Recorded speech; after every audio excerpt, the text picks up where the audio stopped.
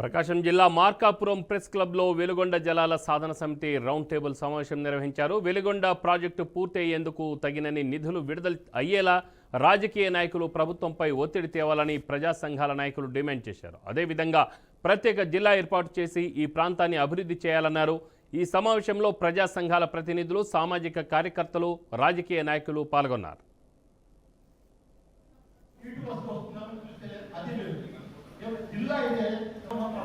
హైదరాబాద్, నెల్లూరు, విజయవాడ పోవాల్సిందండి. ఎంతమంది నాయకులకు 2 సంవత్సరాలు మీటింగ్ పెట్టినప్పుడు విన్నవించుకున్నాం.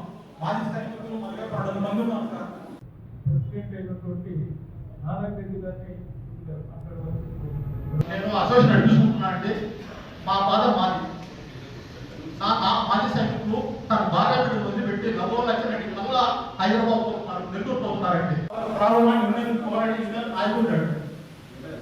కనీసం వెలుగొండ ప్రాజెక్టు నుంచి నీటి వస్తుందని చూస్తే అది లేదు. జిల్లా అయితే హైదరాబాద్, నెల్లూరు